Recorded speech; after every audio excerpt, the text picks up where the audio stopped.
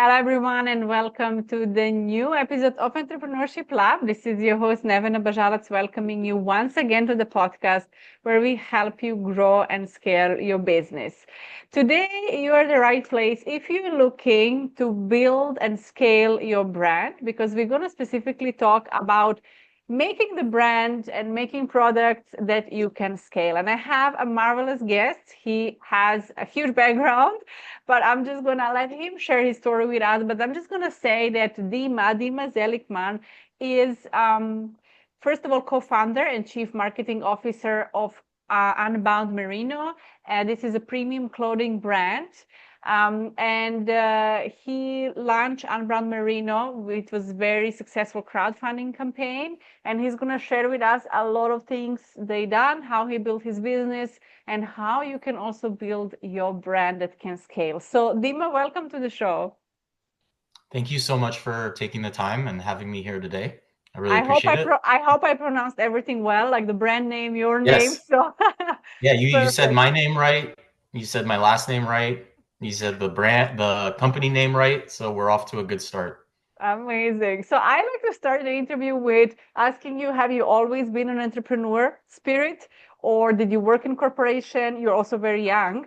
Or look young, I don't know what's your secret, but how did you start it? Like, have you always been ambitious to have your Yeah. own business? Where are your roots coming from? Okay, so I actually did not start as an entrepreneur. I worked in the advertising industry ever since I got out of college and university. It's what I studied when I was back in school. And then from day one being out of school, I went into the advertising industry. I worked on the creative side, first as writing and then creative direction. I worked at a number of the bigger advertising networks here in Toronto. Worked on big brands, banks, retailers, all sorts of creative strategy, brand building, TV commercials, social content. So the first 10 years of my career, I was working in the advertising industry. And then my entrepreneurial journey started because my best friend at the time, and continues to be one of my two co-founders, maybe we could start there, are also my best friends. I've known them since grade 4. So ever since we were kids, we were friends.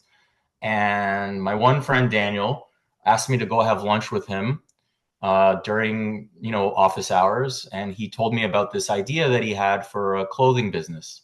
He was the entrepreneurial one, right? He had already started 2 other companies, not in apparel, but he was already on that entrepreneurial path. And he wanted to build something that could scale and something that was direct to consumer, an online e-commerce business. And he had an idea for a clothing business that he thought had potential. And because I was working in advertising and I had that brand creative kind of background, he asked me if I could help him out. And at the time I had my kids were babies. So this was Yeah. almost 10 years ago.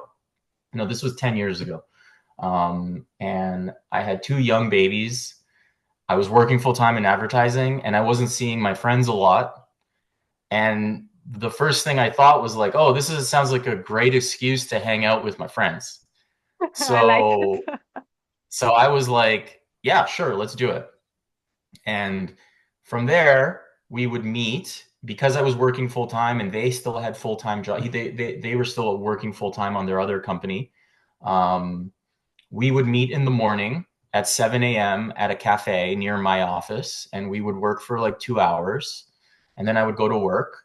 We would do that twice a week. And then on Friday nights, we would get together at one of our houses and we would order pizza and have some beer and we would work.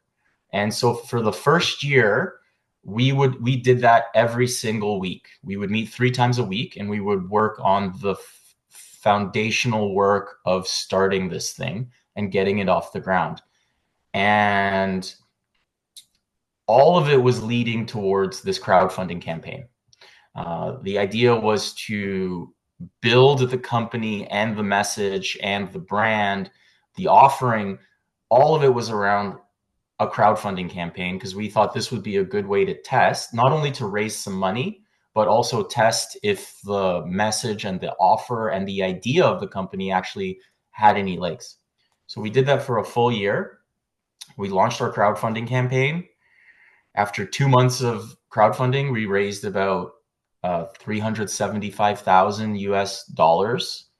And we got that first big injection of capital from our crowdfunding, and we were able to place our first order for to fulfill all of these orders. We kind of like we did the crowdfunding as like pre-orders. You if you like the sounds of this clothing, you could pre-order through the crowdfunding campaign, and then that would give us the money that we needed to place our first order with our manufacturers.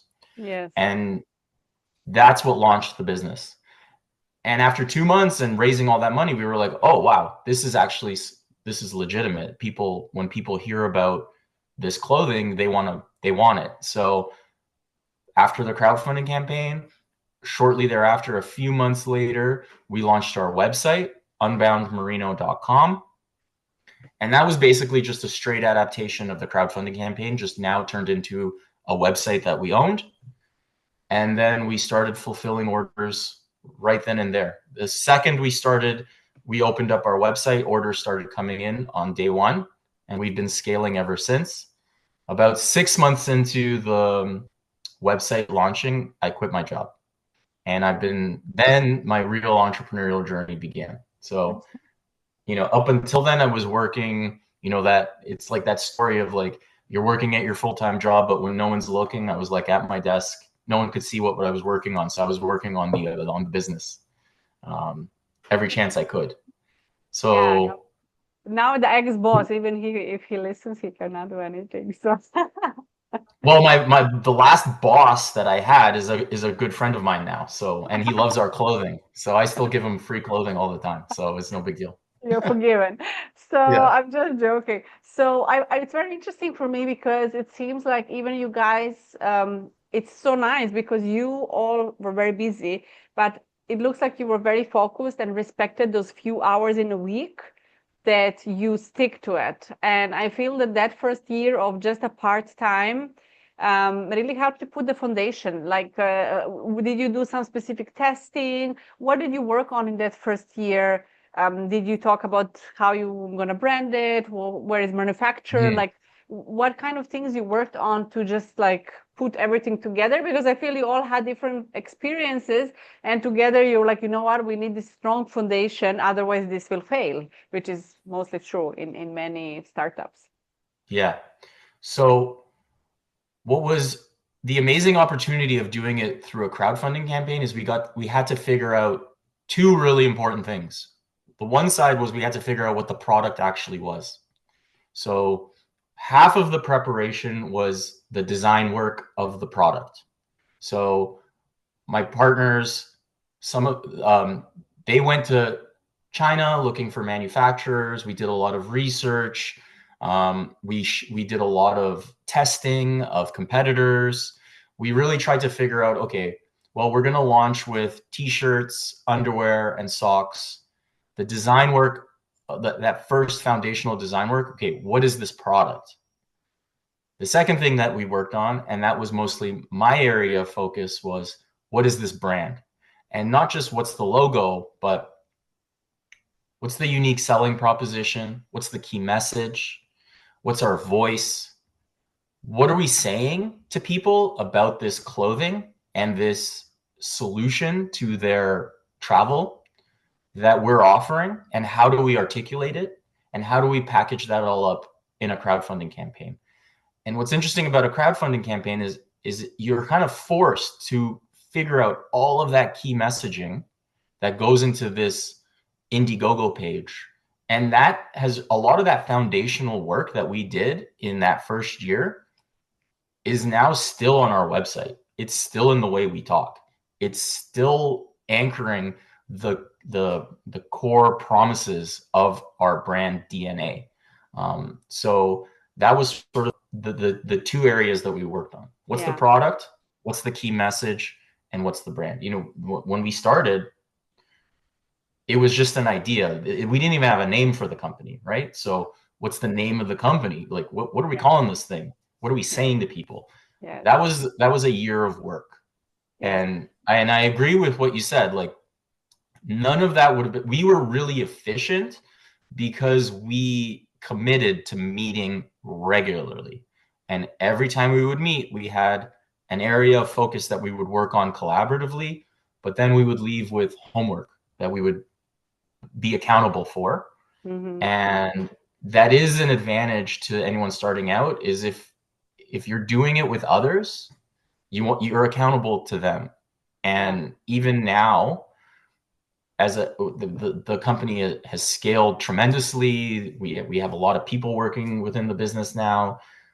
You're still accountable to others, and now you're accountable to the business. So, yeah, you're your own boss, but really it's like the business is. Before it was like I was accountable to my two friends, my two best friends, and now I'm accountable to the company, the Yeah. success of the company. So Yeah.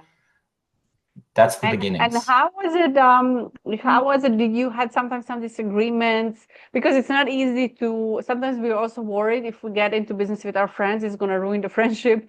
Like, do you think all of you were on the same page all the time, or there were some periods where you guys just, there are things that come in the way, or were really all three of you are really, really just committed to this and serious about it? What do you think it made a difference? Because I know many people tried and it can be very tricky to do business with your friends. It's tricky. I think we figured it out. I think it's done amazing things for our friendship. I know there's like this saying, you don't mix business with friendship. I don't know. From my personal experience, I don't necessarily agree with that. I think it's done amazing things for our friendship. But the key, like I said, is accountability. And one of the core values of our company is to be candid. So we had a lot of open and honest discussion. And even if there were disagreements or someone, it was always from a place of wanting the best for each other and wanting the best for the vision of the business and the mission of the company. And Mhm. so we did a lot of structural work in establishing, well, what are the core values of the company? What are the core values of the brand? What are the promises of the brand? What's our purpose?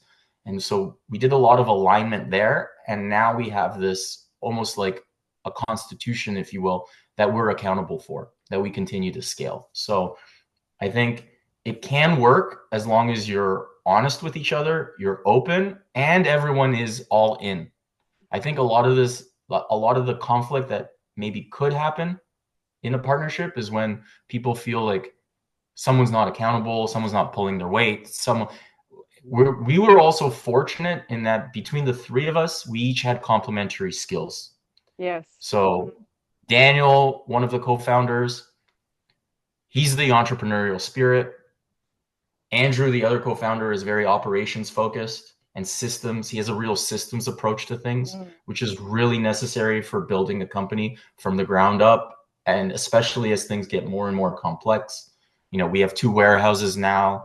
We have dozens of employees. We have all sorts of platforms and systems that we work with, many manufacturers. So that we need an operations lens on things.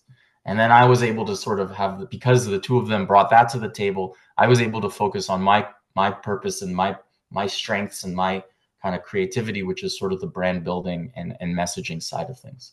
So it Yeah. was very complementary. So if I Yeah. was to say, if anyone's looking for any insight, if you're starting out and you're trying to gauge, well, was this a good partner for me? I would start with, well, are they accountable? Can they have honest conversations? And do they have complementary skills to my own set of skills?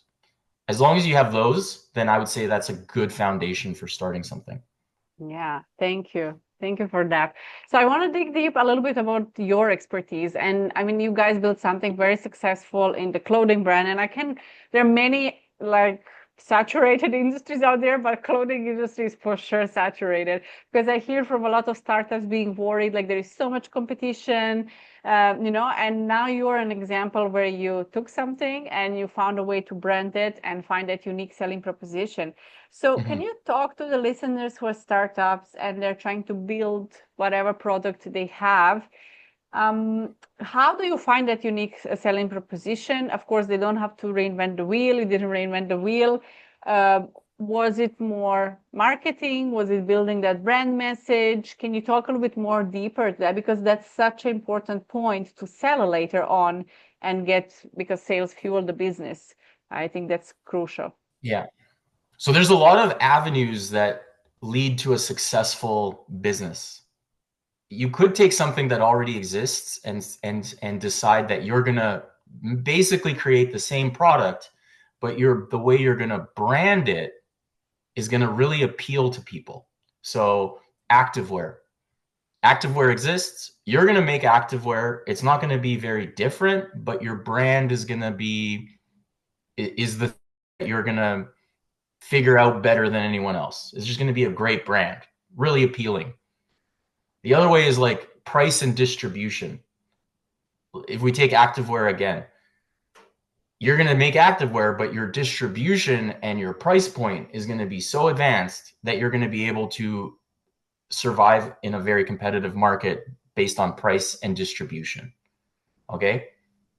The last one is you're going to find a core, you're going to identify a consumer base, a group of people who are out there, and you're going to figure out something that a problem in their life that they either are aware of or they're unaware of that it even exists. And you're going to solve that problem with something that you're going to offer them. And that's going to be something that doesn't exist yet. You're going to identify an underserved market that has a problem in their life, and you're going to offer them a solution.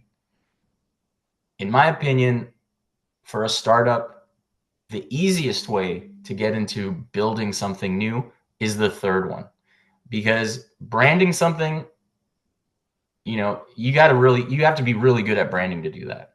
Distribution and price point, I mean, you never want to compete on price and period, but that's a very hard thing to sort of scale up, and that's a whole other kind of industry.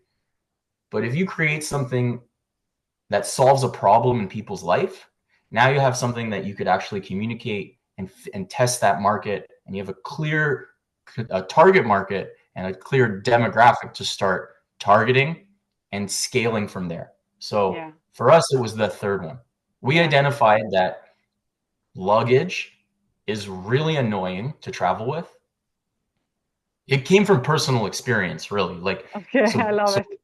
The co-founder, one of my co-founders, Daniel, he went on a trip and he brought a bunch of luggage, and he decided that luggage was a multi destination trip through Greece. And the entire time, the luggage, like, they checked their bags, and it was a lot of luggage. And the entire time, it was just a pain in the ass. It cost money to check the bags. They had to wait for the bags. They had to haul the bags up all these hills in Greece. They had to pack and repack the bags. It was a real pain in the ass. And at the end of the trip, it was like, this is a nightmare. Next time we travel, I'm never checking a bag ever again. And so he came back and he started researching, how do you pack light? How do you travel with just a backpack? How do you travel with just a carry-on? And he was researching, and one thing that kept coming up from bloggers and travel blogger at the time, there's no real like it was all blogging, right? So it was at the time YouTubers, so on and so forth. Everyone was recommending merino wool. So he's like, okay, I'm gonna pack merino wool. And he went to a couple stores in Toronto and he couldn't really find it. And what he did find was really expensive. And then what he did find wasn't really the kind of clothing that he wanted to wear. It looked like hiking clothing. So he kind of was like, wait, everyone's saying that you need merino wool to pack light. Packing light or overpacking is a huge pain point. Merino wool is being recommended by everyone, but it's hard to find, and it's expensive, and it's not really nice looking.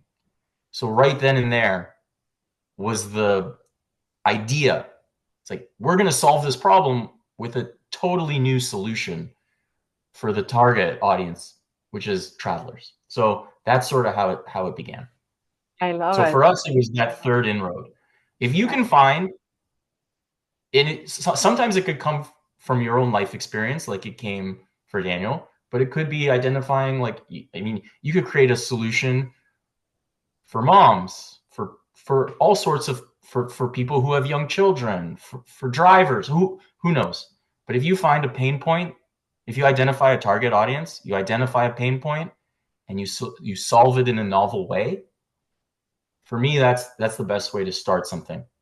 Yeah. And I think when you talk about first option, like thing that came to mind was Skims, right? By Kim Kardashian, and people who have like a huge amount of money or have investors, they can put a lot of money for marketing and building that brand, and having like someone, really invest into celebrities and so on. And most of people, like let's say us who are starting, we do not have that visibility. We do not have that inflation of cash.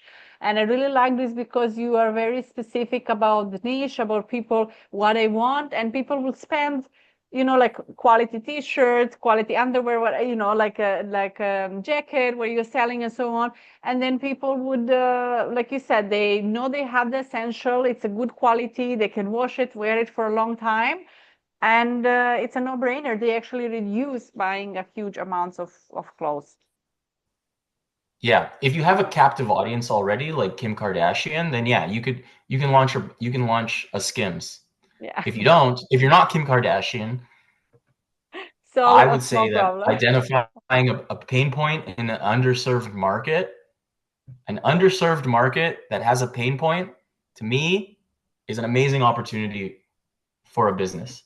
Yeah, yeah, I love that. I'm wondering, is there any in your area branding or marketing mistake that you wish you didn't do, or something you wish you knew a bit earlier? You had a huge experience, obviously, in corporation around branding, but is there something you wish you maybe knew a little bit earlier, or something you done differently when it comes to building your brand? Let me think.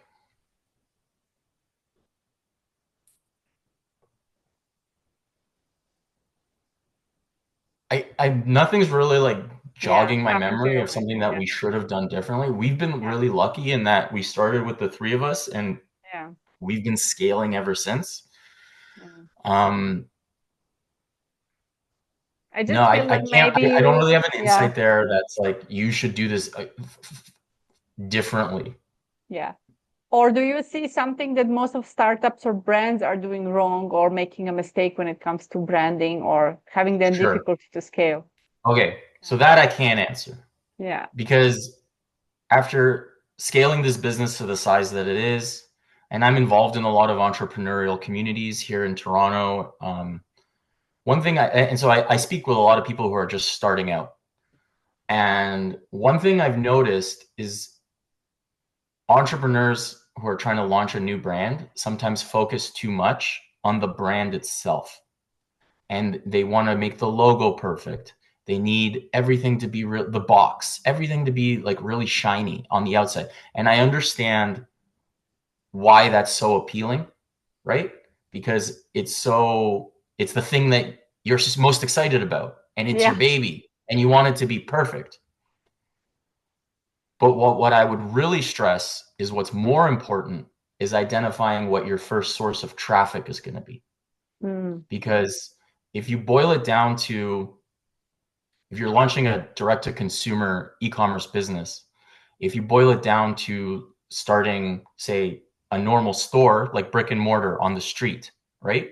So you're opening a store on the street, and you're going to make the logo perfect. You're going to make everything inside the store ideal. You're going to only think about how the store looks and what the store's called and what's inside the store, but you don't have traffic. You don't have a plan for traffic and people coming into your store, right? Yeah. You can't even test if your idea is a good one. You can't even there's no one coming into your store. It doesn't matter what it's called. Yeah. So while you're building your startup, you need to really sweat the details on what the product is and what the brand is, but you also need to shine a huge spotlight on what your first source of traffic is going to be, because your first source of customers are going to be, there's an exponentiality to it too. There's word of mouth. There's the lists that you're going to build and start selling more product to. There's the lookalike audiences that you're going to create for your advertising, for scaling on Meta, so on and so forth. So you need to really have a clear idea of your first injection of traffic. Otherwise, you're going to launch your website and it's going to be really pretty, but no one's where are people coming from, right? Yeah. So starting with traffic is crucial. We did it by accident because we needed to do a crowdfunding campaign. And so we were fortunate enough to already have an idea of where our first traffic source was going to be. It was going to be on Indiegogo. And so we thought about, okay, well, let's get in the newsletter with Indiegogo. These are highly engaged consumers who like crowdfunding. We already had like PR ready to go once we launched. Once it launched and started getting steam, we were posting on Reddit. We were really thinking about how we're going to drive traffic to our crowdfunding campaign. And at the end of the campaign, we had a few thousand customers, contacts that we can then start emailing. As soon as we launched our website, we were emailing them. They were shopping on our website.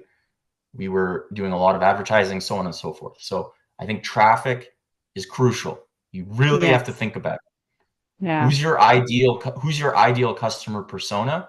Where are they? And how are you going to target them? Very helpful. Yes, very helpful. Thank you so much for sharing that. And what I wanted to ask, as we are wrapping up soon, what is one of maybe final advice you have for entrepreneurs who are listening when they want to scale, build a brand that can be scalable? That's something maybe very important that we didn't mention so far in the interview. I think becoming a platform expert early on in how you're going to be marketing to your customers is really important. So for email, we use Klaviyo. Getting a firm understanding of how you're going to be strategically using your email platform to target and scale your existing customer base is important. We advertise on Meta. You know, in the early days, we became platform experts in Meta Ads Manager, Google. So all of these marketing channels, I think it's important to first get into the nuts and bolts, get into the details, and become a platform expert first before you bring on people who are going to do it for you. That way you can scale accordingly. So now we have experts that are, we have agencies, experts, consultants, so on and so forth. But in those early days, we became experts ourselves. Yeah, I love that. Thank you, Dima, so much for sharing all your experience with us today. Thank you for having me. That was a lot of fun. I hope that was helpful. Absolutely, 100%. And can you just share with listeners the website of your brand, please? And do you ship abroad, or are you only in Canada, US? Where do you ship your clothing? No, we ship worldwide. Amazing. So everyone, we ship please worldwide. get ready to shop. Yeah. Our biggest market is the US, but we ship within Canada, and then we also ship globally. And the website is unboundmerino.com. And you can also follow us on Instagram, Unbound Merino. Amazing. Thank you, Dima, so much. And make sure to follow the brand, check out, reduce your luggage, be practical, also save the planet.